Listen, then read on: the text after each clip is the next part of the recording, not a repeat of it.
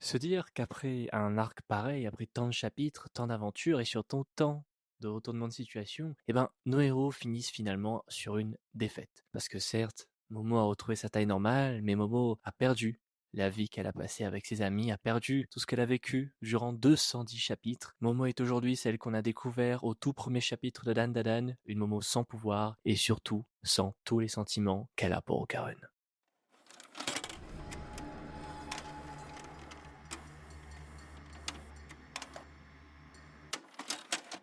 Aujourd'hui, on se retrouve pour parler des chapitres 209 et 210 de Dan Dan, des chapitres très très forts en émotion et surtout des chapitres voilà, qui ont été de véritables montagnes russes. Notamment dans le 209, on assiste tout simplement à la disparition de Momo.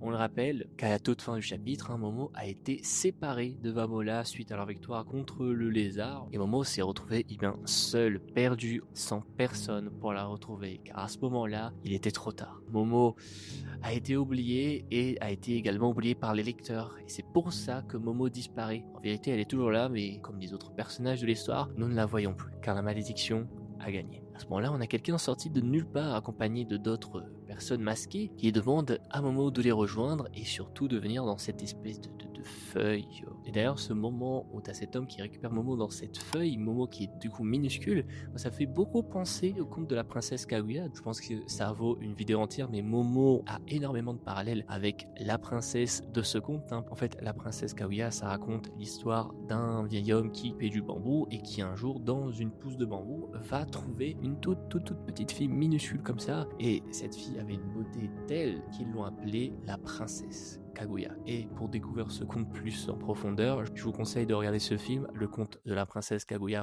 Et à ce moment-là, Momo se fait transporter jusqu'au temple de Shiman. Alors, parle de supposition, voilà, c'est un endroit qu'on n'a jamais vu. Mais en tout cas, personnellement, il me fait étrangement penser à cet indice. Le seul indice qu'on a du Dandadan, donc, est-ce que ça a un lien, est-ce que ça en a pas? On verra bien plus tard. Mais en tout cas, ça reste un endroit extrêmement mystérieux. Comme vous allez le voir, le mystère va rester entier. Et donc, alors, Momo se fait transporter dans ce temple, voilà, toujours le même homme qui la pose, toujours sur cette feuille dans un bassin. Et à ce moment-là, il utilise le maillet magique. Et à ce moment-là, Momo est de retour parmi nous. Beaucoup de mystère aussi par rapport à tout cela, parce que Momo se fait récupérer. Une fois redevenue grande, elle semble inconsciente. Et ensuite, on passe au chapitre 210, et là, il y a eu un timeskip. Momo se retrouve dans un hôtel avec Vamola et se réveille à côté d'elle.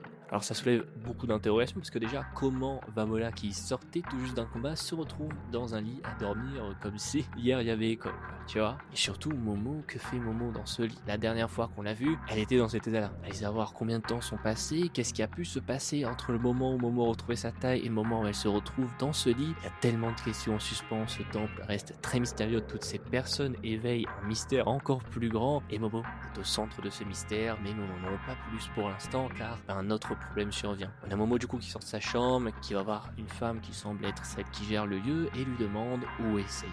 Et Seiko se trouve dans un hôpital accompagné de Gigi. Et donc, cette femme va accompagner Momo dans cet hôpital, mais avant de partir, Momo lui signale qu'une inconnue se trouve dans sa chambre. Et donc à ce moment-là, Momo se rend à l'hôpital, et à l'hôpital, on a Seiko et Shiji qui se disputent parce que Seiko, je pense qu'elle doit en avoir marre, voilà, elle a envie de bouffer tout ce qu'elle veut, mais bon, Shiji est obligé de l'en empêcher, vu l'état dans lequel elle se trouve, on voit bien qu'on a toujours là une Seiko affaiblie, même si son caractère, il est revenu. Et donc à ce moment-là, on retrouve Momo qui arrive dans la chambre, et là Seiko, du coup, ils sont contents forcément de la revoir avec sa taille normale. Seiko la prend dans ses bras, et là tout de suite tu sens que Momo a un comportement différent de Seiko, presque un comportement qui nous fait rappeler les débuts de Dandadan. Et donc ça avance, voilà, la révélation continue. Momo ne reconnaît pas la personne qui accompagne Seiko dans sa chambre, et donc Seiko, tout de suite elle est là, c'est Gigi, frérot. Et là, Momo est choquée. Son amie d'enfance, qu'elle n'avait pas vue depuis la primaire, se retrouve avec sa grand-mère dans un hôpital, et elle ne sait même pas ce qu'elle fait ici. C'est définitivement ça, c'est bien la Momo du tout premier chapitre, du tout premier épisode de Dandadan. Et c'est terrible parce que la fin de ce chapitre en fait enfonce le clou avec une Momo qui ne croit plus aux aliens comme au début. Donc là on se retrouve avec la Momo du chapitre 1 sans pouvoir, qui ne croit pas aux aliens et qui a du coup oublié Okarun. C'est assez difficile, voilà, c'est une révélation quand même assez forte parce que en parallèle, Tatsu accentue la chose bien sûr avec Okarun qui est là en train de s'entraîner en nettoyant un domaine. D'ailleurs, très belle référence, voilà, au tout premier film Karate Kid. Mais on a ce Okarun qui se donne à fond pour s'entraîner à contrôler son ki et surtout un Okarun qui a hâte de retrouver Momo, qui a hâte de montrer à Momo son évolution et de la retrouver forcément parce que lui n'a pas oublié. Lui a toujours cet amour brûlant pour elle et ça va être terrible. Voilà, les retrouvailles entre ces deux-là, ça va être vraiment terrible parce que la résolution de cet arc ne fait qu'encore épaissir un mystère et créer un tout nouveau mystère autour du maillet magique, autour du retour de Momo. Et Momo est une pièce centrale de ce mystère. Et pourtant, elle nous donne aucune réponse pour l'instant. Elle ne fait que brouiller les pistes, rajouter du mystère au mystère. C'est terrible cette situation. Donc là, on est sur la fin de cette quête du maillet magique.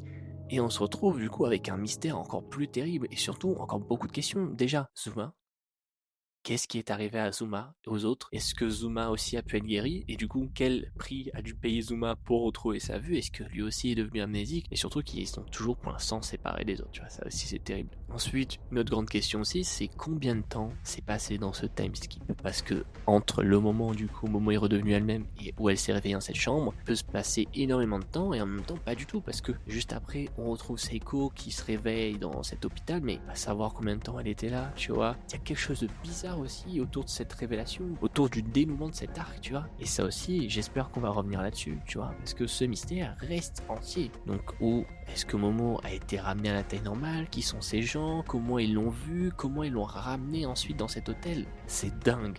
Ou est-ce que Tatsu nous lâche? Et ensuite, il y a un truc que je trouve très étrange aussi, c'est au début du chapitre, on a cette Momo. Une Momo qui semble quand même différente de celle qu'on trouve dans la case juste après, tu vois. Et j'ai presque envie de me dire, mais est-ce que là, on n'est pas face à Momo dans son corps astral? Parce que ça me fait beaucoup penser à la forme qu'avait pris Okarun, à des formes dans lesquelles on a pu retrouver Momo au tout début quand ses pouvoirs sont éveillés. Donc, est-ce que pourrait y avoir deux Momo différentes? La Momo qui actuellement a son corps physique et se retrouve du coup avec Seiko dans une incompréhension totale, et son corps astral, lui, qui est resté dans le temps. Franchement, si on se pose un instant sur ces quelques indices que nous laisse, ça décuple vraiment le mystère, et surtout, en fait, ça va être quelque chose aussi de fou, les retrouvailles en tout le monde, tu vois, tout Momo et Okarun. Putain, vous imaginez ce que Okarun va vivre là? Et surtout, Momo, aujourd'hui, elle va faire face à une version complètement différente d'Okarun, parce que Okarun, lui, ce n'est plus du tout le même gars que le premier chapitre, tu vois. Ça va être une partie intéressante de la suite des événements, peut-être du prochain arc, des prochaines aventures de nos héros, comment ils vont s'en sortir. Momo, elle, qui ne voulait pas être oubliée de ceux qu'elle aime,